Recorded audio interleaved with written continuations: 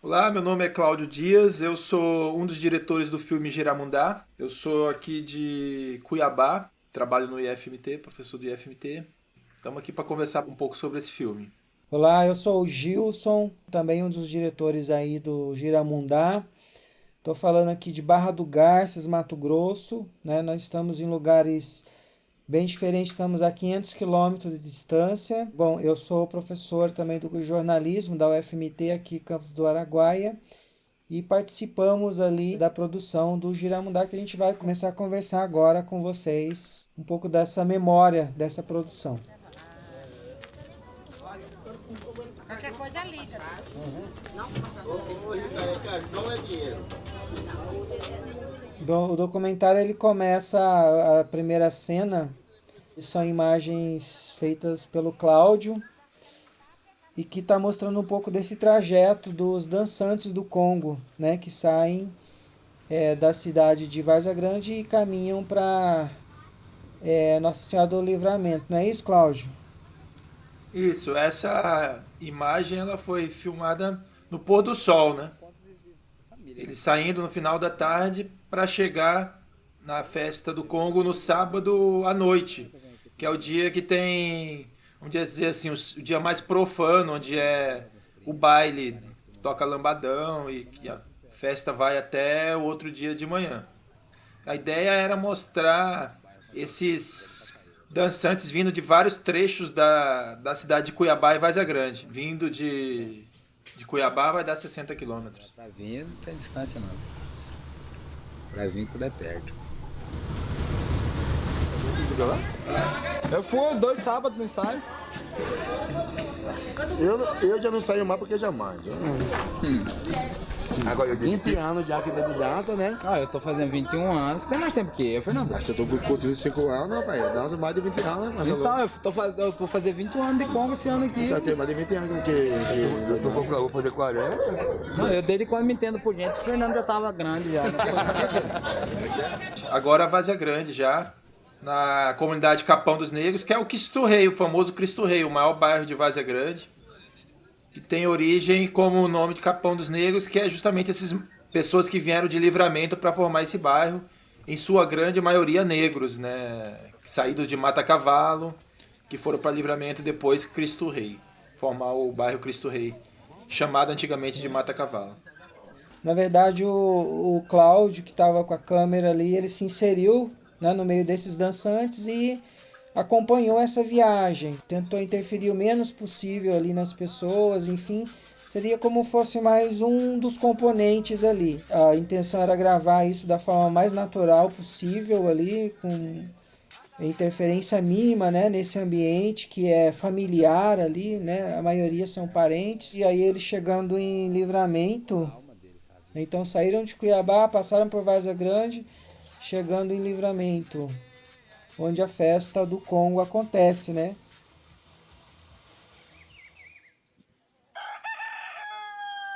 Por que fala papa banana para o povo de Livramento?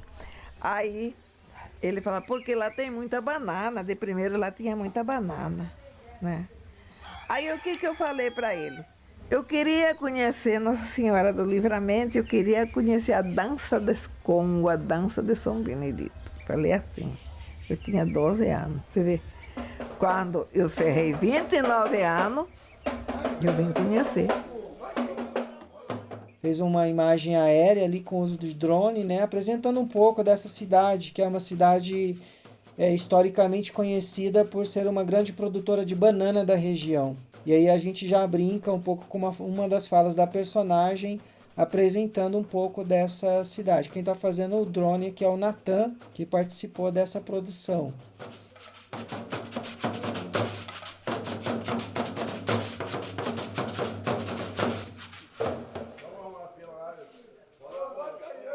Meio que nessa apresentação, esse clipe inicial, a gente traz um apanhado de alguns takes ali que foram gravados em diferentes momentos ali na dança do Congo, né, para fazer a apresentação ali.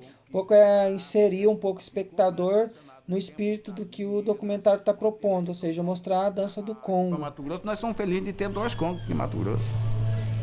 Tem o Congo de Vila Bela e o Congo de Livramento. Esse é o rei do Congo, né? É a figura muito importante dentro da construção do documentário. Herdou esse trabalho do Congo do pai dele e vem levando essa tradição adiante até os dias atuais. Depois, na sequência, nós temos um outro personagem importante também, que é o Jomair, né? Que faz parte ali, né, desse núcleo familiar, descendente de quilombola. É curioso que ele não é um dançante do Congo, né? Ele nunca dançou o Congo, mas ele é um dos grandes apoiadores do Congo. Nós fazíamos Congo lá no Mato Cavalo. E quando a gente começou a fazer o Congo lá no Mato Cavalo, era pouco remanescente que tinha lá. Era pouco remanescente. É o curioso que essas imagens que a gente está vendo agora são imagens que a gente fez, na verdade, em 2007. A gente nem pensava em fazer documentário do Congo, mas, enfim, participamos de um evento lá em Mata Cavalo e a gente acabou captando essas imagens. E agora elas vieram servindo aí como imagem de pesquisa, imagens históricas, né, para compor um pouco dessa narrativa do documentário. Essa imagem foi feita na casa do Eduardo, né, que é o Rei Monarca.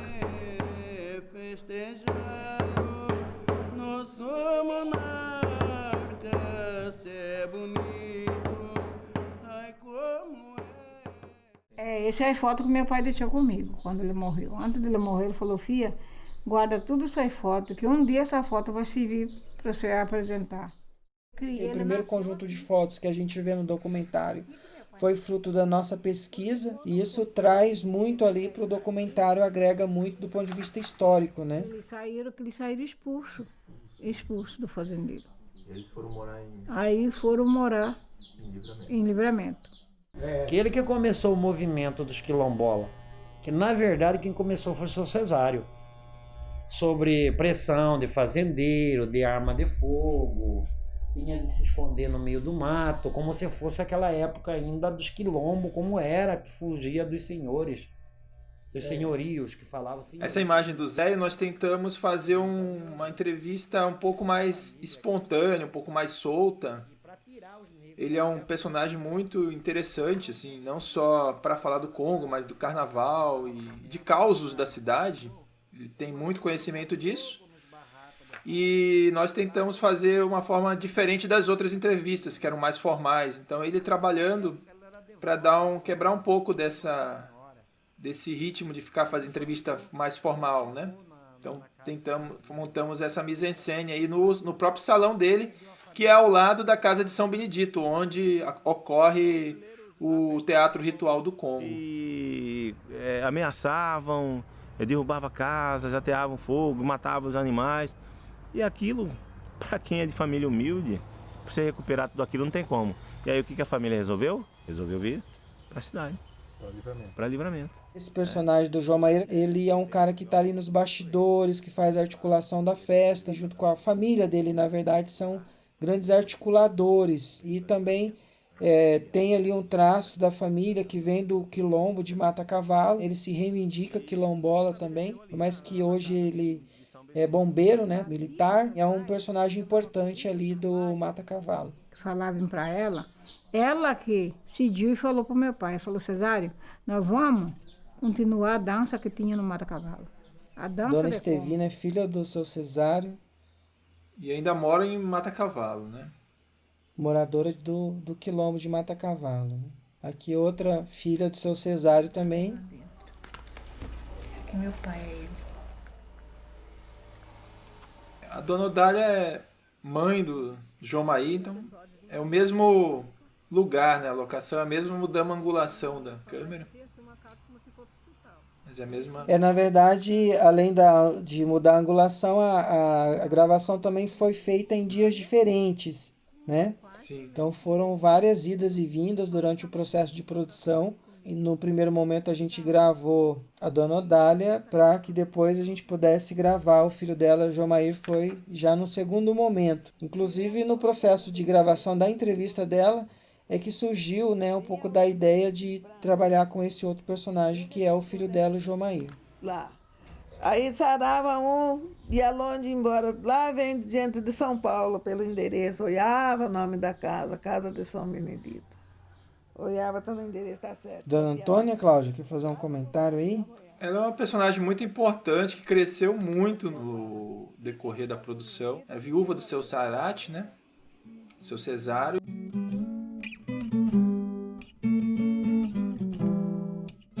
Aqui a gente tem imagens internas da casa de São Benedito, que fica em Nossa Senhora do Livramento, né? Um lugar bastante valorizado do ponto de vista espiritual e onde acontece a dança do Congo. A casa onde ele morou sempre foi um centro de referência, até para as comunidades rurais que vinham se abrigavam ali. A casa de São Benedito era aberta para o público de segunda a segunda. Só fechava a porta na hora que meu padrinho ia recolher para dormir. Panela era um panelão de comida o dia inteiro, todo dia. Porque... Então o Totti também, a boa parte da entrevista, né, a gente fez na própria residência dele, que é em Cuiabá, né? Então vale ressaltar que ele sendo o rei do Congo, hoje ele mora em Cuiabá, enfim, ele trabalha de motorista, é um cara que dá um duro danado, assim, trabalha tipo 10, 12, 14 horas por dia dirigindo, mas é o grande articulador do Congo. Sem ele, o Congo hoje não, com certeza não existiria. É aquela primeira cena do quebra-pote ali, a região que o Totti mora, que fica ali em torno do Tijucal. Veio embora para cá. Chegou aí, não era nada de doença, tirou, benzeu, acabou. O homem sarou, foi embora. Meu coração pega no seu, quero ver. E os negros, doutor Cesário já dizia, tem história triunfal, tem o Congo e a capoeira, isso não é brincadeira, que deu origem ao nosso carnaval. Meu coração pega no seu, quero ver. Então o Zéio, além de tudo, ele é um compositor também, né? Um compositor, poeta, escritor, é um figuraço, assim. E ele é um entusiasta desse carnaval de Livramento que já foi muito forte. E ele tem muito esse saudosismo.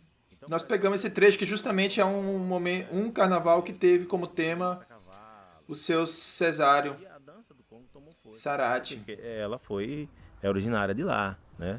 Das manifestações de lá, do Mata Cavalo. Um comentário importante também desse personagem do João Maíra, que ele traz, né, esse lugar de origem, somos quilombolas, enfim, ele reivindica. A gente traz mais um conjunto de fotos para fazer esse recorte histórico também, um pouco desse passado do Congo, que hoje ainda vive e tem força, né, substancialmente baseado, né, sustentado por essa memória que vem passando de geração em geração. As pessoas se respeitavam mais, se identificavam, né, como sendo negros. Ele é aquele que pegava e... Olha, nós vamos fazer uma apresentação de Congo. E ele corria atrás, sabe? Ele corria atrás. Pegava na época da festa na casa dele, na festa de São Benedito, ele lançava muitos festeiros. A maioria dos festeiros que ele lançava, rei, rainha, era só pobre. O Totti tenta demarcar isso porque em determinados momentos das entrevistas, e mesmo da pesquisa do Herman, parece que o Congo ele foi feito por pessoas de muita posse. E o seu Zéio também fala disso. Então o seu Cesário teria uma outra postura frente a essa questão, lançando esses festeiros mais populares, mais pobres mesmo. E aquela foto... É uma foto do Mário Philander que doou pra gente gentilmente ali. Por sinal, muito impactante, muito forte, muito intimista. Né, do já foi capa daquela revista que ele tinha da Afro, Mundo Afro, né? E meu pai também é daqui. Minha mãe é, só que o meu avô não é. Foi trazido, comprado por 2 tostão. E minha bisavó, que é mãe de minha mãe, era senhorio. Então, eu sei por aí, porque antes dela falecer, ela me chamava, meu neto, vem cá. Eu quero contar um negócio para você, porque só você que vai trabalhar a benefício do povo. Imagens ali do seu Cesário, ainda vivo, né? Imagens de outras produções feitas anteriormente. Aqui a gente tem imagem do documentário que foi dirigido pelo cineasta matogrossense Mauri Tangará, né? Chamado Quilombo de Mata Cavalo. e a gente traz, né, que foi produzido pela TV Universidade, a gente traz essas imagens também para compor parte dessas narrativas ali. Tratar um ao outro de mano. Aí foi morrendo, né? Fez muita falta. Tudo eles que já morreram fez falta, moça. No ano que nós filmamos, a dona Xanda foi a rainha do Congo, né? O Congo foi até a casa dela, tem uma imagem. Depois nós voltamos para fazer uma entrevista com ela. Essa imagem, essa foto, ela é muito conhecida, assim, e ela fica lá na casa do São Benedito, né? Foi feita pelo Mário Friedlander. Aí é uma ideia de dar uma respirada também, né? De ver um pouco esse trabalho do Zéio. O interessante dessa parte da entrevista ali que tem o Zéio é justamente alguns personagens que estavam ali no salão, né? Eles acabam chamando a cena para eles, né? Então eles se colocam, tal, e personagens que não estavam nem mapeados para entrar no documentário acabam entrando ali um pouco, né? O seu Neco foi um personagem também que apareceu, estava no salão e o Zéio esperando para cortar o cabelo e se empolgou e começou a contar a história e nós fomos...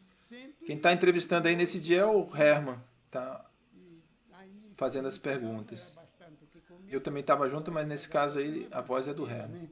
Eu ganhei, tinha que matar, o povo estava aí para comer. Então eu fiz 6 dias de festa, não parava, e vai, e vai. Por fim foi o Siriri, carneiro dá, carneiro dá. Pois é, foi aquele topé nos 6 dias, o topé que foi. Ali na cena do salão acabam entrando, então eles, eu lembro disso, eu lembro daquilo, e a gente acabou de alguma forma incorporando, né, as falas desses personagens ali, já que estavam naquele ambiente que a cena foi gravada, né, ou seja, no salão ali, o salão do Zéio, onde é o lugar de trabalho dele, que, como o Cláudio disse, fica ao lado da casa de São Benedito. Tudo no mesmo dia. Andavam a noite inteira. O bailão comia, a Seriri comia, né, Pedro? E o cururu na casa. E tinha os cururueiros.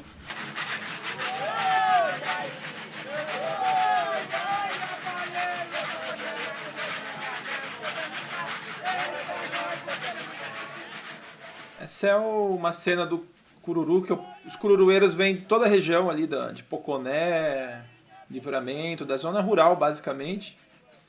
E realmente é muito forte. Ela acontece, o Congo é no domingo, falando de trás para frente. No sábado é o baile, na sexta, então, é o dia que tem o cururu. Onde também na casa de São Benedito, eles fazem a louvação a São Benedito. E é muito forte, muito interessante, vale a pena um outro documentário, essa história dos cururueiros ali.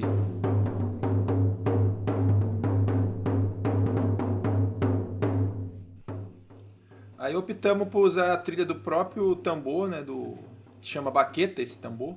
As pessoas pegam a bandeira, entra para dentro de casa, vai lá na bandeira nos quartos tudo, faz pedido. E hoje em dia não fazem mais assim, porque E ela tem um jeito de falar, causa uma empatia muito grande. Assim. Curiosidade aí é que seu Pedro, que é o pai do João Maí, estava ao lado e ela sempre está falando, não é seu Pedro? Pedindo a confirmação do Pedro para as histórias delas. E uma senhora branca, né, casada com um negro. Sim, ela conta uma história meio como se ela tivesse predestinada essa história, porque ela não é de Livramento, ela é de Cáceres. Considerava a pessoa, pois é. Hoje já está mais diferente, mas tá bom. E ali eles afinam ainda naquele processo mais antigo do fogo, a baqueta. Que a baqueta não é a baqueta do baterista, a baqueta é esse instrumento quadrado aí, que é uma espécie de mocho sem pé, né? Então, em diferentes momentos ali do documentário, meio que a gente usou essa estratégia do cinema direto, né? Chega gravando ali, né? Meio que sem um planejamento de plano e tal, e vai acompanhando um pouco dos personagens, né?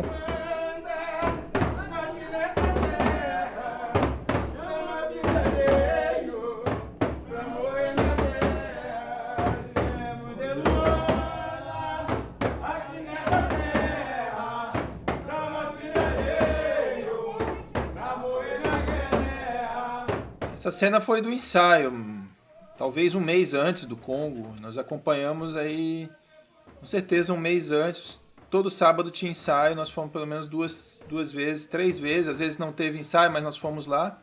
Então, o legal dos ensaios é que ele acaba sendo um evento também, né? Porque várias pessoas da comunidade aparecem lá para seguir. Geralmente tem um lanche ou uma janta também que é servida depois do ensaio.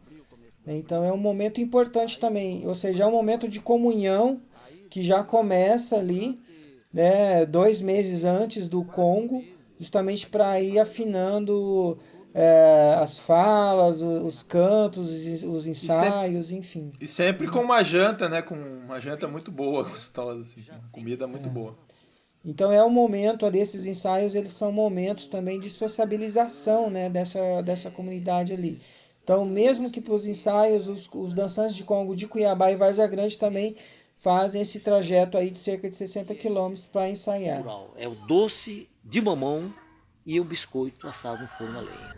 Ofereço-se bendito, o sinal daquela cruz. Ali no Ademir nós filmamos no quintal de São Benedito, ali na casa de São Benedito, né? E o seu Pedro, que é pai do João Maí, esposo da Dona Odália, ele também no mesmo local que tínhamos filmado o João Maí e a Dona Odália, que também é onde eles produzem esses biscoitos. O Gilson fez com Rema essas imagens, né, Gilson?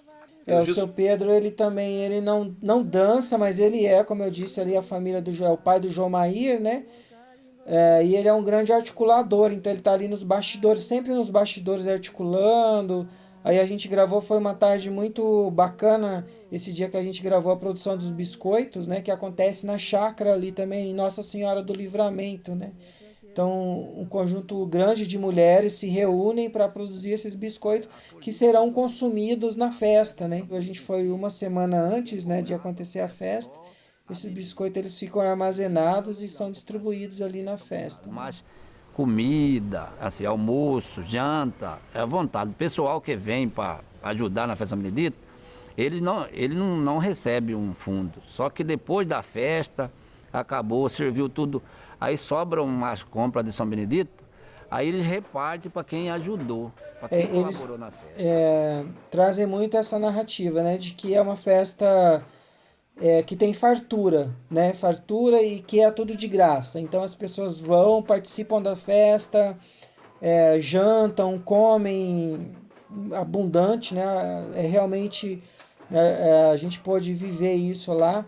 Então é muita comida que é feita mesmo, ali todo em sistema de mutirão. Isso é bacana porque é mais uma vez ali um momento de sociabilização, né, de sociabilidade das pessoas que participam, que se dão ali para o santo, né? Esse background ali que é a feitura do alimento. Então isso enquanto os congos estão dançando, né, uma parte das mulheres estão envolvidas ali no trabalho, né, de produção do alimento que vai ser servido no almoço, né? Não é um trabalho penoso, não é um trabalho que fica muito claro que a gente vê que elas fazem com muito prazer. Esse é o filho do Totti, né, o Paulo. Isso aqui mantém. Benedito, vossa casa cheia, cheira grave e rosas, flor de laranjeira. Essa cena foi filmada também no dia do Cururu, que é na sexta-feira. O Congo acontece no domingo, na sexta-feira anterior ao domingo tem não só o Cururu, mas essa reza cantada também, que é muito bonita e também reúne muito a comunidade. Então tudo faz parte da festa de São Benedito. Cada dia tem uma manifestação religiosa e cultural diferente, né? No caso, a sexta-feira é a reza cantada e o cururu. Eu trabalhava num lugar que não podia dar comida para aqueles escravos, aqueles menos favorecidos, né? E aí o São Benedito saía com a comida. Quando as pessoas abordavam ele, perguntavam para ele: Benedito, o que você vai levando aí? Aí ele falava flores e aquela comida transformava em flores. Quem é o rei do Congo mesmo que falam, diz que é São Benedito, diz que ele que é o rei do Congo. Diz que é ele que é o rei do Congo. Porque a cura, a benção, o remédio, né? Ele era gente igual a nós mesmos. Ele era gente. Quando ele viu os Então a escravos, gente percebe ali que os personagens vão trazendo essas histórias do santo, né? E aí com cada um com uma versão bem diferente ali, mas todas que fazem parte de um universo mágico, né?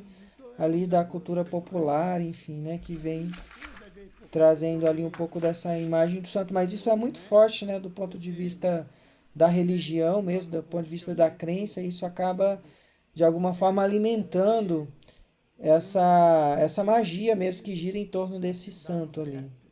Assim que é. Ele é milagroso, São Benedito. Tudo da vida foi. Eu fiz um saco de farinha, vendi e foi lá na Baianinha, lá no Porto, e troquei ele. De lá eu vim com ele. Quando eu cheguei na rua que eu ia atravessar, tinha um rego daqui lá. Tinha chovido, estava escuro. O que eu fiz? Peguei ele, enfiei no seio. E ele no seio daqui, eu dei um pulo, atravessei o rego para lá com ele no seio.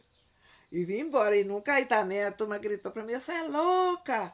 Você pular aí, você não tá vendo que você cai aí, bate sua nuca nesse chão. Eu cá comigo, eu tô com São Benedito, ele não deixa, né? E assim, falar do São Benedito, ele foi uma necessidade que não estava prevista no início, né, na pré-produção. Mas os depoimentos foram fortificando a questão do São Benedito. E não tem como falar do Congo. Nós chegamos a essa conclusão, já do trabalho do Herman já tenha posto, né, mas a gente sentiu isso mesmo na produção do documentário pelas entrevistas. Era muito recorrente falar de São Benedito, né? E nós fizemos esse bloco específico sobre os relatos de milagre, de devoção ao São Benedito, que é o que rege toda essa festa, né? Toda a dança do Congo também. Então a gente percebe ali, né, um conjunto de diferentes narrativas, mas com o santo São Benedito tendo essa centralidade, né, tendo essa importância, digamos assim, ele é o grande, é o que acode, né, é o que traz a cura, enfim. Então ele acaba tendo ali, dentro do universo desses personagens ali que estão ligados, que tem esse laço religioso, né, muito forte, que vai delimitar essas ligações que esses personagens têm, né? Então o santo como esse elemento que está cultivando, né, essa fé. Tu, Nick, que está me atropelando para vir aqui. Aí eu já entrei no assunto. Falei, senhor Joaquim, papai está devendo para o patrão poaieiro 1.000 cruzeiros. E eu não quero mais que ele vai no mato, que toda vez ele vai aumentar a conta, aí ele fica devendo do mesmo jeito. Senhor, não tem serviço aí para dar para ele? Por isso não, eu tenho uma cerca, eu tenho que soltar meu gado. Quando que o senhor vai precisar? É só 1.000 cruzeiros. Daí, a partir desse dia, peguemos o dinheiro, na segunda-feira nós fomos, levemos para o homem ainda não queria receber, queria que ele fosse para o Eu falei, não, senhor, o senhor vai receber seu dinheiro, o senhor vai pagar outro para ir para o senhor. Daí, desse corte, nunca mais, o dia que eu pedi para o São Benedito, nunca mais ele ficou devendo ninguém. E essa história da Dona Antônia, ela conta uma história também de escravidão, né? E São Benedito é o santo dos escravos. E aí já uma escravidão pós 1888, uma escravidão já no processo do século XX. E ela conta essa história como um caso também de... E a gente identificou essa similaridade, né? São duas histórias que falam de escravidão, e São Benedito é um santo dos escravos, né? E ela consegue a libertação do pai dela por essa via desse pedido a São Benedito, né?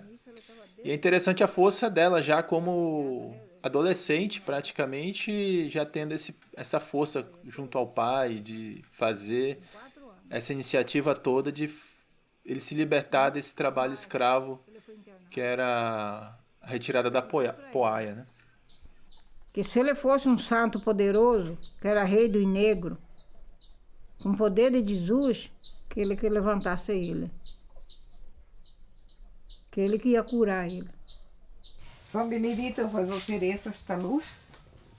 No decorrer do processo, a gente foi pedindo para os entrevistados fazerem as suas rezas que tem o costume de fazer dentro do seu oratório, dentro da sua casa. E ó, uma dessas é a da Dona Antônia, que é essa que nós estamos vendo agora, que nós colocamos. Nem todas colocamos, né? Aqueles que estiver precisando da caridade de vós. Em nome de Deus Pai, Deus Filho, as 3 pessoas da Santíssima Trindade. Foi Dona Finada Cida que fez. Só que a manga é maior do que a camisa. Igual a esta aqui. É. Aí teve que improvisar. Ali o início, então, dos preparativos da festa do Congo. Então é no dia do Congo, né? Então são imagens feitas pelo Cláudio.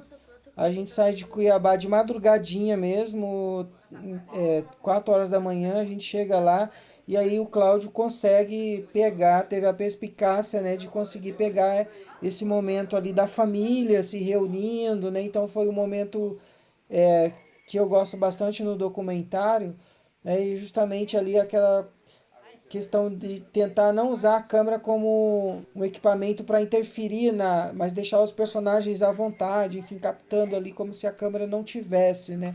Um pouco da pegada do cinema direto ali, né? É isso, nós já tínhamos ali uma certa intimidade com eles, né? Estávamos acompanhando há 2 meses, né? O Paulo, a gente se aproximou, inclusive ele até ajudou em algumas etapas de entrevistas de outras pessoas que eles conheciam, ele acompanhou a gente.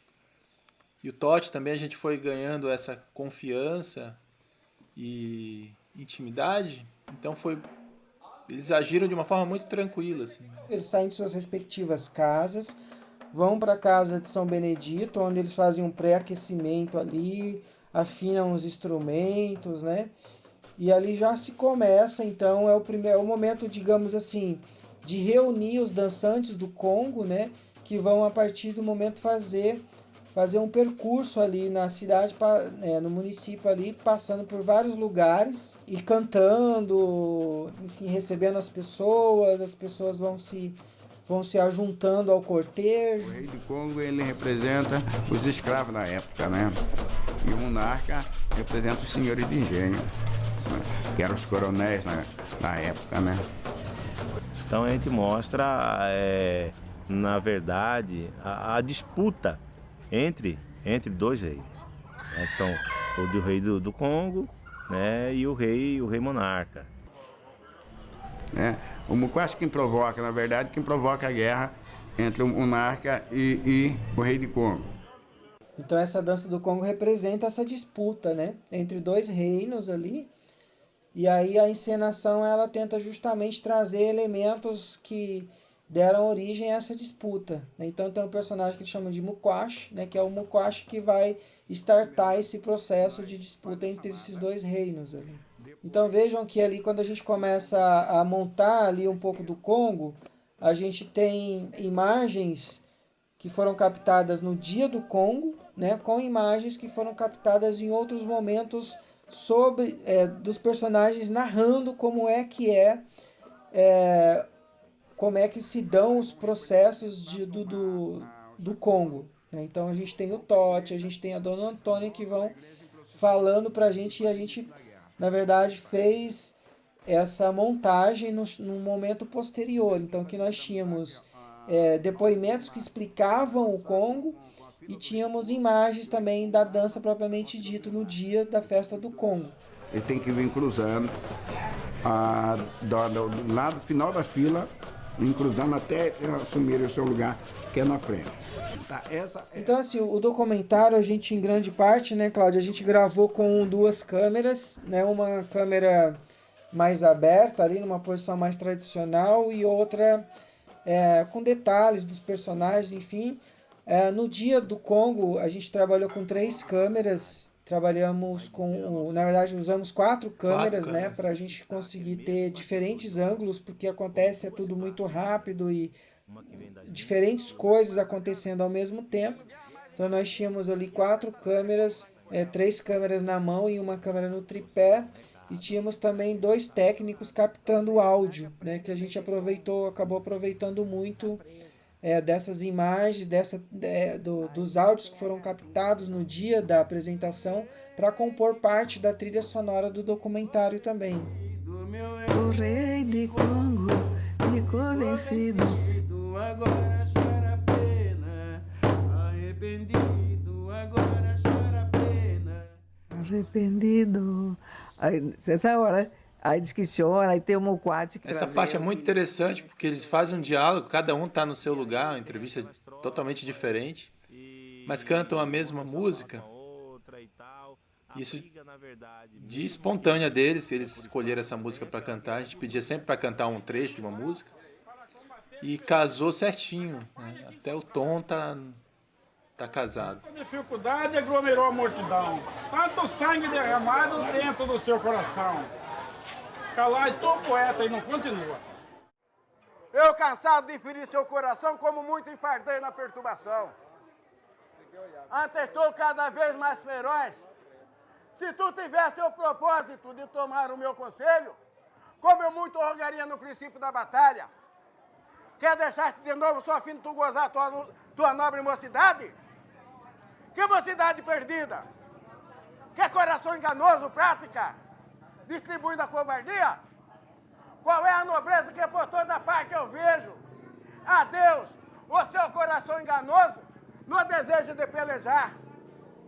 Já que tantos hoje, todos o vivente, que desejarem viver, encomendai-me a tua alma, ó glorioso São Benedito, que eu vejo que o teu cansado corpo não está para livrar do floreio da minha forte espada, aborrecendo a minha razão. Como eu estava falando, um faz uma O Cláudio, ele vem da música também, ele é músico, é multi-instrumentista, então isso ajudou muito na percepção desse lado musical do documentário. Então a gente tinha o Cláudio, que é músico, e o Herman também, que é músico, e acabou compondo, a partir dos temas do Congo, uma parte também da trilha dos documentários. Assim. Então a gente pode dizer que a gente tem as trilhas que foram aspectos sonoros do documentário, que foram captados nos ensaios, no dia da apresentação do Congo, né? E um pouco da perspicácia do Cláudio, que é músico. Eu acho que isso ajudou bastante nessa pegada musical do filme.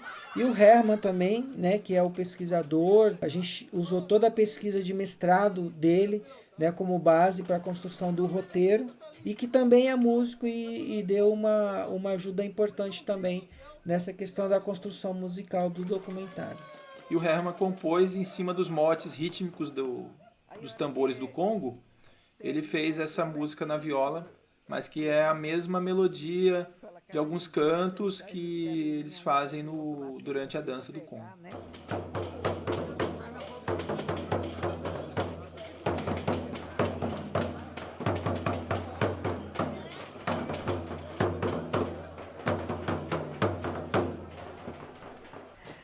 Então, o Congo, ele é, né, Cláudio, um teatro ritual bastante complexo, né? E a gente teve esse desafio de tentar trazer minimamente ali alguns, digamos, aspectos que são mais fundantes, que são mais importantes do Congo. Só que a gente queria fazer isso a partir da fala dos próprios personagens, né? Então, essa parte dessa montagem ali foi bastante complexa para a gente, foi porque a gente tinha muitos elementos e a gente não queria ter um narrador ali com uma voz de Deus narrando, né, a sequência do Congo. A gente queria que os próprios personagens narrassem, mas a partir de falas que foram captadas em diferentes momentos, em diferentes situações. E a gente tinha muita imagem, né, Jus? Foi importante a participação do João ali também, né? Nós tínhamos muitas imagens, né? Como eu disse, só nesse dia a gente usou 4 câmeras para gravar, então isso gerou um banco de imagens muito grande. Mais as entrevistas. E a edição desse documentário, a gente fez uma parte em Barra do Garças e outra parte em Cuiabá, ou seja, a gente meio que trabalhou de forma colaborativa, o Cláudio lá e uma equipe aqui em Cuiabá, né? São, no caso, né, um dos principais editores ali foi o João, que ele é... O João Paulo, né, ele é estudante de jornalismo e é bolsista do Núcleo de Produção Digital, né, que é um projeto de extensão da universidade que, em certo sentido, apoiou, né, a produção desse filme. De lá de cá. Aí, depois que faz a guerra na Casa Benedito, o dançante está liberado. Aí é só dançante no porre. Aí começa a generar, aí a turma sai cansando. Fulano está no porre, lá deitado em cima na base do arvoredo, né? Dançante. Aí vai atrás dos dançantes. Tem um que sai, uns 2 ou 3 campeando dançante no porre, na rua. Que cada festeiro que ele vai, cada festa que ele vai na casa de um dançar, lá ele bebe. o vinho, né? Ele bebe o vinho. Quando ele chega na última casa, ela já está tilada. Já está tilada. Mas aí diz que já fez a obrigação, já dançou, já fez a guerra na casa dos meninos, aí já está liberado. Se dançar, você fica, não pode ficar no porre antes da dança, antes de ir da igreja, não pode ninguém beber. E tem dançando sem vergonha, que bebe, que no porre, chega lá, está dormindo, derruba a baqueta, né, Pedro? Então a Dona Antônia, ela tem um palavreado todo especial ali, né, que ela acabou sendo um personagem que apareceu no percurso do documentário, mas que acabou ganhando ali um espaço importante, dada essa espontaneidade que ela tem, esses recursos narrativos que são muito interessantes. E também a memória, né? Ela é uma pessoa que tem uma memória incrível e trouxe muitos fatos relevantes.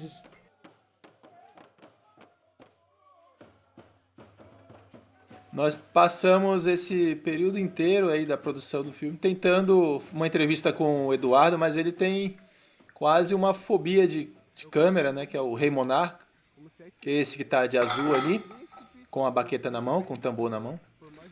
Ele aparece em vários momentos e nós fizemos a filmagem, inclusive, dele se vestindo na casa, mas para fazer a entrevista ele marcou várias vezes, quando a gente aparecia lá ele não tava, assim, e já é uma lenda isso, que ele não dá entrevista mesmo. Antigamente, porque não é qualquer um que dançava, entendeu? Então aí a gente fica vendo as pessoas que é mais velha dançando, aí você presta atenção, aí fui indo, falei, não, agora eu já sei dançada do Congo, né? Uma dança que é passada de pai para filho, e com certeza um dia quando tiver um filho, também vou passar essa dança, a importância dessa dança. O Josenilson, ele é um personagem, um dançante, né, um menino jovem, e a gente trouxe ele porque, né, ele tem uma história também que foi ali salvo por uma promessa, São Benedito, né, e ele é foge um pouco do perfil, ou são crianças, né, ou são mais adultos, ele tá ali meio que é um jovem, né, que ainda persiste nesse movimento de fazer parte do Congo. E é filho do Eduardo, Rei Monarca, né? E interessante que ele é coroinha, né? Foi coroinha e também ao mesmo tempo está no Congo, mostrando essa mistura aí da questão do catolicismo mais oficial e o catolicismo popular, né? Foi mais fácil do que para ele, né? Já dancei machucado, tinha feito cirurgia, menos de 15 dias eu dancei, assim mesmo. Eu tinha a primeira benedita, se fosse para mim não doesse, me dançar esse ano, foi indo. Não doeu? Não doeu. E eu com problema da coluna também, tenho um problema na coluna. Aí eu falei, ó, Benedito, me ajuda, porque eu sou daço Benedito, né? Então eu tenho que dançar.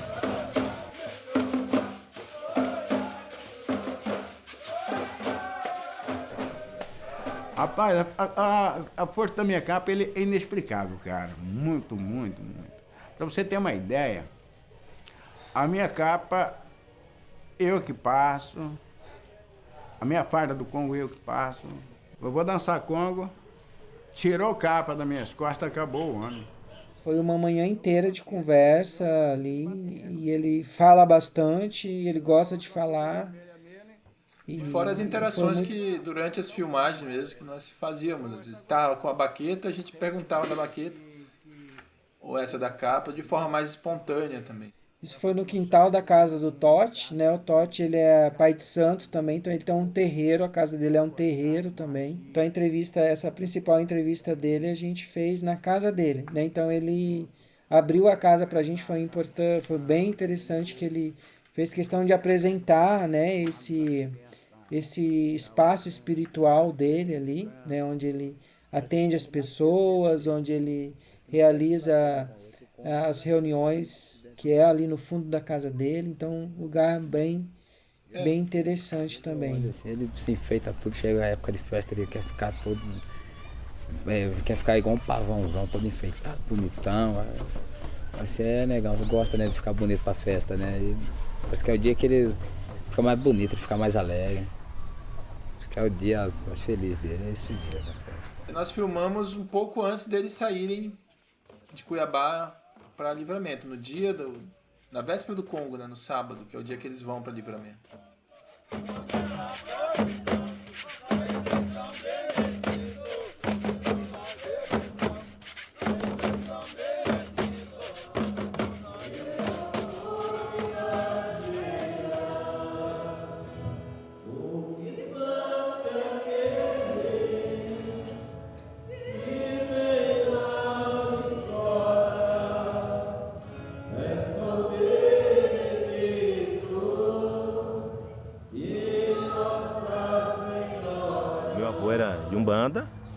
mas nunca se furtou de assistir uma missa, né? Do padre lá rezar a missa. Às vezes o padre tinha essa resistência, né? De rezar a missa da festa de São Benedito por conta dele ser de Umbanda. Um padre aqui que não gostou, era ele que, o padre Frito, né, Pedro? Ele que veio com essa graça. Então essa questão dos conflitos do Congo com as religiões, né, isso em certo momento uma personagem traz essa história, né, do conflito com a Igreja Católica, com uma linha mais conservadora da Igreja Católica, mas o que a gente percebeu durante o trabalho é que hoje, digamos assim, a rusga maior do Congo é com as igrejas protestantes, as evangélicas, né, inclusive muitos dançantes do Congo deixaram, né, de ser dançantes, deixaram de participar do ritual justamente por conta do preconceito das igrejas evangélicas, né, que ali, como na maior parte do Brasil, né, uma cidadezinha do interior, uma cidade pequena, né, acabam tendo muita influência. E a gente tem um take que a gente faz questão de mostrar, porque a Casa do São Benedito é praticamente em frente a uma igreja Assembleia de Deus, né? E ao lado da E ali Universal. tem um take que a gente mostra os dançantes, né? E o plano de fundo ali a gente traz a Assembleia de Deus, que na verdade a gente tá fazendo a imagem de frente da Casa do São Benedito, pegando os dançantes na rua, e lá na frente, né, no terceiro plano, a gente tem a fachada da Igreja São Benedito. Então existe sim uma treta, né, muito grande, muito acirrada, né,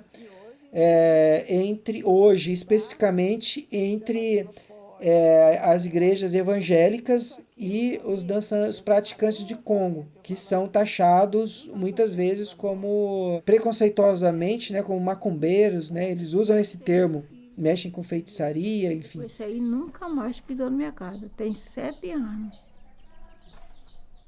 Porque o dia que ele veio aqui, ele falou para mim assim: mãe, eu sou evangélico e eu quero que a senhora jogue a sua imagem.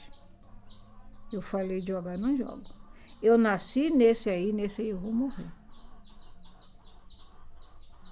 Mas fala que isso aí não é coisa de Deus, não é coisa de... É coisa de... Entendeu? Macumba, essas coisas. Mas eu não acho isso, não. Inclusive, até falei pra ele: você que era um general do Congo. Ali ele era um cara assim que ele... Entendeu? Aí depois virou crente e fala que é isso, né? Eu não acho isso. Por mais que na prática a gente percebe os tambores, né, as batidas, enfim, alguns ícones simbólicos ali da religião afrodescendente presentes no Congo, né? Então essa questão apareceu tão forte ali nos depoimentos que a gente até dedicou uma parte do documentário para discutir um pouco isso, né? Então trazer essa questão da interferência religiosa, e aí a gente acaba, claro que a igreja evangélica acaba aparecendo mais, mas também existiram problemas com, como eu disse, linhas mais conservadoras da igreja católica, né? Isso tem que ficar claro também, né? Aí nós fizemos a cortina com uma imagem em movimento também, que ficou... O Gilson usou um efeito, né? Um slow motion, né? E fizemos a passagem já para chegando ao encerramento do documentário aí. É um grito da comunidade negra, oriunda do Mata Cavalo, que formou o Cristo Rei, Capão de Negro. Está aqui situada a sede, a Casa de São Benedito, aqui em Livramento, pedindo para que as pessoas mantenham a tradição, para que as pessoas, de fato, conservem o que os seus pais, seus antepassados passaram, assim como eu estou fazendo. E vou passar para minhas filhas e daí para os meus netos, assim como a minha mãe tá me passando, o meu avô também passou, e está aqui essa herança maravilhosa.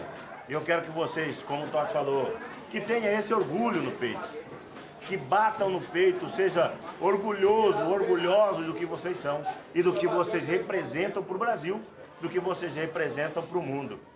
Todo ano, quando tem a dança do Congo. Então, mais uma vez ali, né, aparece de novo o João Mair, né? Ali foi um momento em que os dançantes já tinham dançado, já tinham feito toda a performance cultural, o teatro ritual já tinha acontecido, e era que meio um momento de dispersão ali antes do almoço, né? E ele faz esse discurso, né, bastante forte do ponto de vista político, né, reivindicando esse lugar do Congo, tanto do ponto de vista político como cultural, né? Acho que isso é bom de ser destacado também. Então. Nascemos guerreando, lutando, e estamos até hoje na batalha, porque somos peito de flor e coração da resistência. E viva São Benedito! Viva!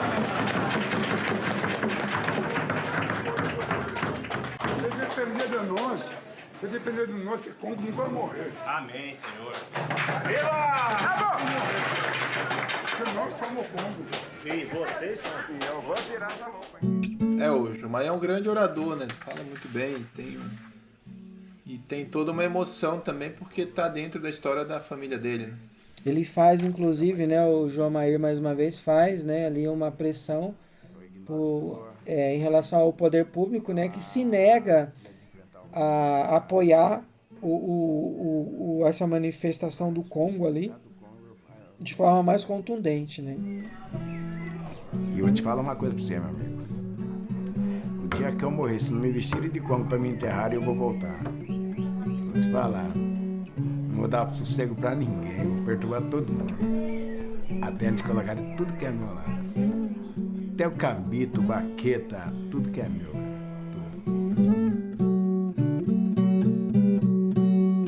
Então esse orgulho ali de manter a tradição do Congo, né? Isso aparece tanto nesses personagens mais velhos ali, né? Que são, digamos, os que já tem uma tradição mesmo, né? Tem uma história já consolidada no Congo, né? Como o Totti, como o Eduardo, o próprio Jomair, que fala muito mais, ele tá ali nos bastidores, não participa, quanto das pessoas mais jovens, né? Como o José Nilson também, que é um cara mais jovem e que traz essa questão do orgulho de participar do Congo, mas também da importância das pessoas mais jovens não deixarem o Congo morrer, né? Porque isso é uma preocupação que ficou muito evidente durante o processo. Ali, a gente não pode deixar o Congo morrer, não pode deixar o Congo acabar, o Congo está se acabando, o pessoal mais jovem não entra, né, não encara com a mesma seriedade esse processo do Congo. Então, inclusive o documentário ele vem um pouco nesse sentido ali, né, Cláudio? A gente ouviu muito das pessoas, dos personagens, né, da comunidade no qual o documentário foi produzido e foi o primeiro lugar que foi exibido assim para um público, né, para um público. Então as pessoas falando muito da importância, né, de como o Congo é bonito, como o Congo é bacana e a gente não pode deixar morrer. Porque já foi muito mais forte. Então, assim, às vezes parece um pouco de saudosismo, mas é um pouco da realidade mesmo que nós também percebemos, né? Não digo se está morrendo ou não, mas assim, esse ano foi importante a gente ter filmado em 2017, apesar do recurso que ele foi contemplado no edital Tradições, né? Apesar do recurso não ter saído ainda, foi um ano que demorou para sair o recurso. Esse edital é muito importante, Tradições, infelizmente acabou, né? Mas ele demorou para sair o recurso e a festa era em abril. E aí nós resolvemos fazer pendurar mesmo, pedir fiado nos lugares, com o pessoal do drone, algumas produtoras parceiras. O tempo de trabalho desse documentário, então a gente escreveu o projeto em 2016, fomos contemplados em 2017, mas o recurso só veio sair no segundo metade do ano de 2017 e a gente finalizou em 2018. Então, praticamente foram 3 anos de trabalho ali, né? A gente já partiu de um lugar minimamente seguro, porque, como eu disse, a gente usou como pesquisa primeira, né, de pré-produção ali, a dissertação do Herman, né, do Herman Oliveira, que participou também do documentário, né? Ele participou da produção, participou da elaboração da trilha sonora, do algumas roteiro. Entrevistas, né? Também acompanhou a equipe nas entrevistas, enfim, né? Então foi uma figura de grande importância para a produção do documentário, mas foi muito tranquilo, assim, né? Porque como esse trabalho ele demorou muito para ser feito, e aí como a gente teve o Herman, né? O Herman Oliveira, que ele é um pesquisador do Congo. Então a ideia, né, de fazer o documentário surgiu do Cláudio, né? Foi uma ideia que o Cláudio que trouxe essa proposição. Inclusive a gente já havia escrito essa proposta para um documentário de cinema de realizadores negros, né? Ali no nome do Cláudio, né? No edital nacional, né? Então a ideia veio do Cláudio, mas a partir também desse trabalho de pesquisa do Herman, né? Então, quer queira, quer não, a presença do Herman, que já tinha uma relação, né, da sua pesquisa com muitos desses personagens, facilitou muito o entrosamento que nós tivemos com esses personagens, até porque já tinha esse processo de conhecimento, esse processo de trabalho com o Herman, né? Então, isso foi importante também. Então,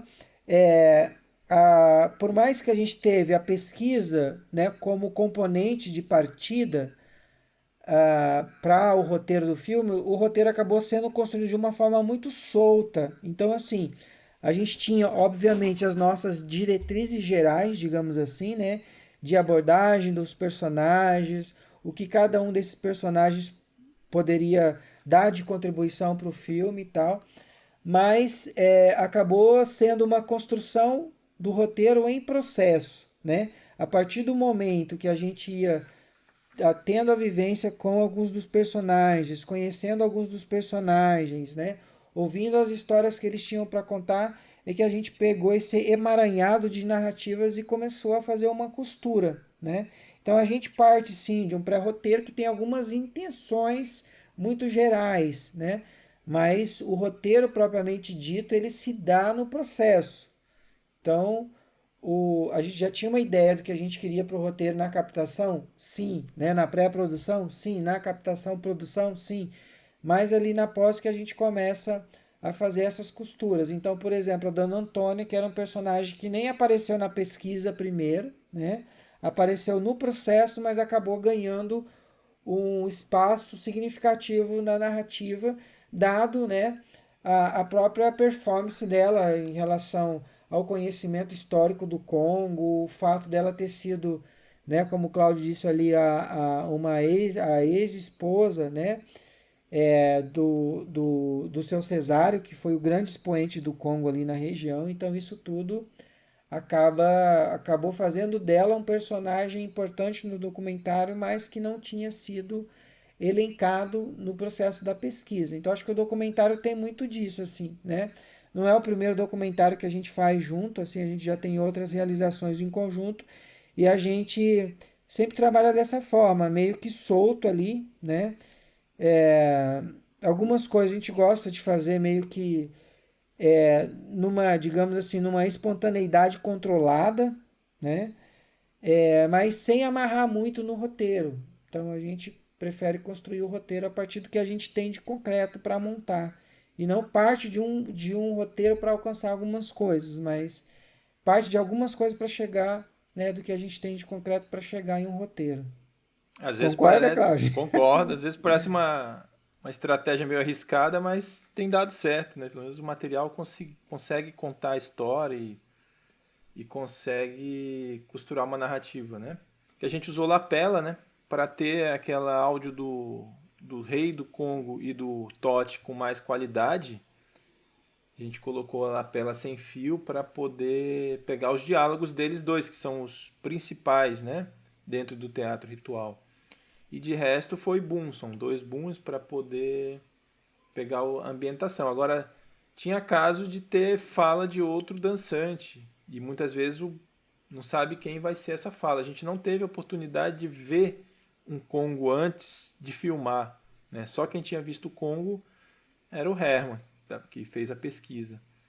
E nós não arriscamos, ainda cheguei até a propor isso para o Gilson, mas ainda bem que o Gilson não concordou vamos ver esse de 2017 para fazer 2018. Como eu falei, se tivéssemos feito isso, não teríamos filmado o teatro ritual completo. E aí nós fomos meio que pelas orientações do Herman, mas sempre eles mesmos têm improviso, né? Então o boom ali tinha que ficar muito atento, mas salvou muito ter essas 2 lapelas nos 2 principais, que eram o Totti e o Eduardo, o rei e o monarca e o rei do Congo. Então foram 4 fontes ali de captação de imagem, né? E também 4 fontes de captação de áudio. Eram 4 faixas de áudio diferentes que entravam no mixer, né? Sim. As 2 lapelas, como o Cláudio colocou. E aí nas entrevistas, né, a gente trabalhou com o boom, né? Boom e a lapela. Sempre ali com o boom. Mas aí só porque a gente não queria sujar as imagens, né? Digamos assim, com a lapela. E queríamos deixar em aberto a oportunidade, como acontece, por exemplo, com a dona Antônia, que resolve levantar e vai lá no seu, né, no quarto onde ela tem as imagens de santo, enfim, aí a gente vai acompanhando ela ali, então, uma forma também de deixar o personagem mais livre, né? Eram pessoas muito simples, a equipe também foi uma equipe bem reduzida, né? E aí isso também foi uma estratégia nossa, de ter uma equipe reduzida, justamente para tentar deixar os personagens à vontade, né? Então, a gente percebe que, por exemplo, algumas entrevistas, como do José Nilson, por exemplo, que no primeiro momento eles eram bem tímidos, né? Depois eles foram se soltando. Então, um outro personagem também, o Nilson, né? Que foi feito ali em Várzea Grande, a gente fez na casa dele. O Francisco, né? Que foi um dos personagens que a gente entrevistou. Aconteceu um fato interessante com ele. Acabou não entrando no documentário, né? Mas que ele toca no Congo, né? E aí, durante a entrevista, a gente pediu para ele tocar e ele não conseguia tocar, né? Justamente ele fala, ó, eu só consigo tocar no dia do Congo, não tem jeito, né? Isso foi bem marcante, assim. E por exemplo, ele foi um dos personagens, né? O Francisco foi um desses personagens muito tímidos. Então, no início, ele quase não falava, mas no final acabou rendendo uma boa entrevista também. Ressaltar como é que foi esse processo de montagem, né? Porque, na verdade, durante a montagem, a gente não teve nenhum momento ali, né? Em que a gente teve toda a equipe junto, assim, na montagem. Então, ele foi um processo colaborativo, né?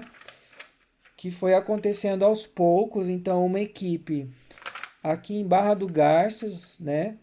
E a outra equipe em Cuiabá, né? Então, o Cláudio ali como dando esse olhar de diretor, né? Mas também como montador, no sentido de estar cortando algumas falas e trazendo pra gente. Então, assim, foi para mim o processo mais desafiador mesmo foi chegar nessa narrativa que a gente tem, que eu nem falo que é uma narrativa final, né? Porque assim, como ele tem um tempo de 52 minutos, que foi pensado para televisão, né? Quando a gente propôs o projeto, a gente pensou nessa janela da televisão de 52 minutos, né? Então ele acaba tendo um tempo ali que não se encaixa nem como um longa para um festival e nem como um curta, né? Então a gente está ali repensando, né, um novo corte, né, para que a gente possa fazer dele um curta-metragem para que se encaixe ali um pouco nas janelas dos festivais, né, de forma mais apropriada nas janelas dos festivais, né, dentro de um tempo ali de mais ou menos, enfim, né, 30 minutos, 25, que seria, na verdade, um outro filme tendo esse corte como referência, né. Então, a trilha sonora, a gente também bateu um pouco de cabeça, assim, porque inicialmente o Gilson não estava na direção, mas ele assumiu todo um processo desde a pré-produção, desde a concepção do projeto, né? E, vamos dizer assim, o argumento inicial partiu da minha provocação de fazer uma conversa com o Herman. Esse argumento inicial partiu de mim, né? Mas depois o Gilson participou de todas as etapas. E aí a gente dividiu a direção. E uma das bateção de cabeça ali, vamos dizer assim, de concepção, foi essa questão da trilha, né? Às vezes vinha com uma trilha que proposta de forma que não era daí do ambiente do Congo, e eu sempre querendo trazer um pouco mais desse ambiente do Congo. E aí a ideia de fazer uma trilha própria foi um consenso, inclusive com uma proposta do Herman. Então a gente tinha o compositor, né? Apesar de que é uma composição a partir do mote dos temas populares, né? Mas ele fez um rearranjo para viola de 10 cordas, que casou muito bem ali nas cortinas. Inclusive, ele fez uns 3 temas, a gente gravou no estúdio do Zé e inseriu. E no final também, para arrematar toda aquela fala ali do João Maí, que é bem sentimental, acho que também ela finaliza muito bem e entra. Então a gente chegou a um consenso de inserir essa trilha com muito cuidado em determinados momentos. O cuidado era de não se transformar num clipe, né? Com imagens e uma música que fosse outra, ou mesmo com as músicas do Congo. E eu acho que a gente trabalhou na medida ali, né? A trilha do Herman deu um incremento no momento que casa, porque as imagens não são necessariamente do Congo, mas as imagens das fotos. Então, que é um momento que a gente chama de uma cortina, um momento diferente da narrativa que estava se desenvolvendo.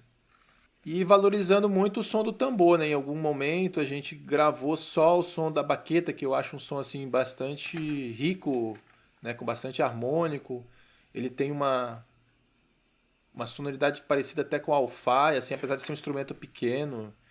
E a gente gravou a baqueta sozinho e colocou em algumas passagens também para dar essa força desse instrumento, que é pouco conhecido em Mato Grosso. E me parece que é um instrumento, pelo menos que até onde eu saiba, só tem aqui, né? Parece com adufo, mas ele é diferente, é tocado com baqueta. Geralmente o adufo é tocado com as mãos, né? E é para trazer essa riqueza dos timbres do Congo daqui de Livramento, né? Também as vozes dos cantores, né? Às vezes elas solo também deu uma força nisso, porque às vezes tocando com todo o grupo, às vezes a melodia ficava um pouco desprivilegiada, e no momento que o Totti canta sozinho, a Dona Antônia, a gente valoriza essa melodia das músicas também. Então a gente tentou valorizar isso um pouco separado, né? Só o tambor, só a voz, e trouxe para dentro do filme, que valorizou bastante a musicalidade do Congo. A gente teve até uma proposta para eles, para a gente fazer uma gravação deles todos aqui no estúdio do Zé, mas a gravação deles cantando no estúdio mesmo, para sair meio que um CD, que não tem, né? Com esse registro mais de áudio, e acabou que eles, pela dinâmica que eles têm, que é muito diferente, cada um num lugar da cidade e cada um com seu trabalho diferenciado, não conseguimos organizar isso, mas é uma coisa que a Secretaria de Cultura deveria investir nesse registro, que infelizmente pode se perder, né? Então o registro do áudio com uma qualidade de estúdio seria bem apropriado, né? Mas durante esses 3 anos de trabalho a gente acabou construindo, né, laços de afeto mesmo com essas pessoas, né? Então, a primeira exibição pública do documentário foi na Casa de São Benedito. Isso foi uma questão que a gente né, colocou como meta, e a gente fez questão de realizar isso. Então, isso foi depois ali, de finalizado, né? Na Casa de São Benedito, ali no fundo, tem um quintal grande, né? Um quintal bem bacana, e a gente montou toda uma estrutura ali, e foi muito bacana, né? A gente teve um feedback assim das pessoas. O documentário é um documentário simples, sem muitas pretensões, né? A gente fez com recurso extremamente escasso, né? E a gente só conseguiu produzir ele, né? Além de ter acessado o edital Tradições da Secretaria de Cultura do Estado de Mato Grosso, mas também com o apoio da Universidade, do Instituto Federal. Então a gente acabou tendo esses outros apoios institucionais que foram importantes. Mas enfim, né, fizemos a primeira a exibição do filme na Casa de São Benedito, tivemos um ótimo retorno da comunidade, foi muito interessante. Depois as pessoas falaram sobre o filme, né? Então foi todo ali um evento social mesmo na cidade, e que nós tivemos um retorno muito interessante. A segunda exibição foi uma parceria que nós fizemos com o Cineclube Cochiponés, né? Ali no Espaço Cultural da UFMT, que foi uma semana depois da exibição oficial em Livramento. Então foi ali na UFMT, que foi muito bacana também, que a gente conseguiu levar, né, o Rei do Congo, o João Maíra e mais alguns outros personagens, o Totti, né? Que estavam, né, o Totti, né, que participou também, o Rei do Congo, o Totti, e mais algumas outras pessoas que estavam lá e que deram seus testemunhos, que também tem relação, né, é mais direta ali com o quilombo de Mata Cavalo O pessoal e com do o Movimento pessoal do Negro, Combo de né? Livramento, né? O pessoal do Ele, Movimento Negro, ele importante, né, veio, Cláudio, ele essa veio, acho participação que ali. preencher uma lacuna, assim. Pouca gente conhece o Congo de Livramento aqui em Cuiabá, né? Assim, acaba sendo um gueto. E muita gente, ou quando fala em Congo e Mato Grosso, sempre lembra de Vila Bela. Eu mesmo conhecia muito Vila Bela. Com o Herman que eu fui ter contato e ele falar disso. E ele atraiu todo esse público para a universidade, foi uma sessão bacana. Mas antes, né, nós fizemos um corte, né? O Gilson tinha finalizado um corte ali por Barra, e o Gilson estava em Barras e eu estava aqui em Cuiabá e fui apresentar esse corte para a comunidade, onde a gente teve a oportunidade deles. E aí, o que vocês acharam da linha narrativa, do que está e foi, já tinham gostado bastante, né? Assim, antes de finalizar mesmo, a gente teve essa preocupação de mostrar a versão, esse cuidado de ter uma aprovação da comunidade, de ter um diálogo com eles sobre a produção do Congo, né? Do filme Giramundá, né? Na época nem tinha um nome, o nome surgiu já na pós-produção, praticamente nos finalmente a gente pegou da música Giramundá, que a gente achou uma música muito forte. E o termo ele é meio que uma incógnita, né? O que é o Giramundá, né? O Herman, na pesquisa dele, não tem algumas palavras que não tem... O significado meio que se perdeu no decorrer do tempo. E o Giramundá seria uma dessas, né? E nós usamos Na ela versão do Rei do Congo, né, Cláudio? Isso é do até Totti. bacana, que até surgiu uma discussão ali quando a gente foi dar, porque o Totti, né, que é o Rei do Congo, ele fala que Giramundá significa dar a volta no mundo, né? Um pouco de sair por aí e tal. Mas é uma versão que não, né? O Herman, que é o pesquisador, ele não... O Herman tinha outros depoimentos dos mais velhos, né? Alguns que inclusive já morreram depois da pesquisa dele, que não davam o significado para esse significado para esse termo, né? E assim como outros termos que aparecem nos cantos, o significado eles perderam. Então, a gente preferiu também deixar na incógnita e não colocar esse trecho onde o Totti explica, né? E se é ou não é, na verdade, não era o objetivo do documentário traduzir a semântica das palavras ali, né? Mas é deixar essa curiosidade, é uma palavra forte, independente tem uma sonoridade forte, e ficou como título. E o Congo, né, para exemplificar que é o Congo, a diáspora, porque esse processo de diáspora, quando a gente filma em Várzea Grande, em Cuiabá, indo para Livramento, é justamente isso. As pessoas de Mata Cavalo que se espalharam por vários lugares daqui da região metropolitana, e nesse dia eles se encontram. Pessoas de Várzea Grande, de Cuiabá, são todos parentes de Mata Cavalo, se encontram em Livramento para festejar e rememorar a sua história, a sua ancestralidade. E foi importante essa decisão porque se tivéssemos esperado, saiu o recurso que saiu só no meio de 2017 para filmar em 2018. O que aconteceu em 2018? Não teve o teatro ritual. Estive lá fotografando, inclusive o Armand que fez a foto de divulgação, foi em 2018. Fiz algumas imagens, mas não teve a mesma força já que teve em 2017, onde nós filmamos para o documentário, né? Não teve o teatro ritual, teve só as músicas na rua, os cortejos, né? Porque faltaram vários integrantes e, enfim, até alguns desentendimentos dentro da própria organização da festa. Faltou o vinho, porque é uma tradição. O festeiro forneceu vinho para os dançantes, até mesmo água. Então, em 2018, não ocorreu da plenitude que já tinha ocorrido em 2017. E em 2019, a esposa do rei Perpétuo, que eu agora esqueci o nome, que é o filho do seu Cesário Sarati, que leva a tradição, né? Ele é o rei Perpétuo. A esposa dele faleceu e teve luto. E agora, em 2020, a pandemia, né? Então, assim, vamos dizer que nós filmamos, não quero que seja o último, mas foi a última vez que ocorreu, né? Espero que tenha outros. Mas foi a última vez que ocorreu o teatro ritual completo, foi em 2017. Esse é o registro que nós fizemos, né? É muito material, dá para fazer outro documentário com as imagens que sobraram. Tem o Cururu, Tem o próprio Seu Cesário, que mereceria um documentário por si próprio, né? Por ser um personagem reconhecido até nacionalmente, né? Várias histórias quase lendárias, né, sobre ele apareceram. O próprio Carnaval de Livramento eles estão tentando fazer. Foi importante a parceria com a Secretaria de Cultura de lá do município, né?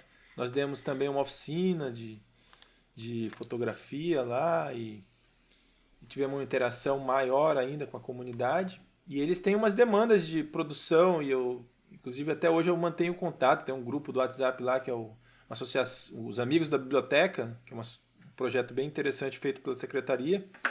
E eles estão animados de fazer várias coisas dentro da cidade. Então é uma cidade que tem muitos temas para serem abordados como documentário. E espero que esse seja o início aí de um registro da história dessa cidade, desse povo ali de Livramento, de Mata Cavalo. Mata Cavalo tem vários documentários, né, sobre Mata Cavalo, mas Livramento ainda tem, parece, muitas lacunas para serem preenchidas. Tem muitas histórias da cidade ali que merecem virar documentário. E lembrando, né, Cláudio, que Mata Cavalo fica dentro do limite territorial de Nossa Senhora do Livramento, né? Uma região de quilombo de Mata Cavalo. E o Congo nasce no quilombo e por motivo dessa questão da diáspora, dessa questão da violência na terra, eles acabam saindo de Mata Cavalo e indo morar na cidade, e lá eles desenvolvem a dança do Congo, e posteriormente vão para Vaza Grande, como conta no documentário, né? Mas ainda tem esse laço umbilical, vamos dizer assim, com Mata Cavalo, apesar de hoje, dos dançantes, até onde a gente filmou ali, não tinha ninguém de Mata Cavalo mais. Mas as pessoas de Mata Cavalo vão ver o Congo e fiscalizam ver se o Congo está acontecendo da forma como deveria estar ocorrendo, né? Beleza, então é isso. A gente está se despedindo então, né, moçada? Obrigado aí, Diego, pelo convite, aí, pela oportunidade de estar comentando um pouco da memória da produção do Giramundá. Foi bom rever o filme, rever algumas cenas mais detidamente e trazendo um pouco dessas memórias que ficaram, né? Importante até para que elas não se percam. Foi um exercício bem interessante esse de rever o filme, comentar com o Cláudio, repetindo, a gente montou todo um aparato tecnológico aqui para a gente conseguir ver o filme ao mesmo tempo, né? Já que a gente está a 500 km de distância, gravar o mesmo áudio, enfim, né? Então foi todo um exercício tecnológico do lado de cá para a gente conseguir isso, mas super valeu a pena. Agradeço aí o convite e a oportunidade de estar compartilhando com vocês um pouco aí desse teatro ritual conhecido como, né, a dança do Congo.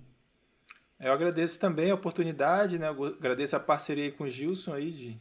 Foi um prazer, né, a gente estar se encontrando aí por essa conversa e essa memória também do Congo. Espero que 2021 possamos ver o Congo ao vivo e passar o filme durante a festa do Congo, que essa é uma vontade também que nós temos, né?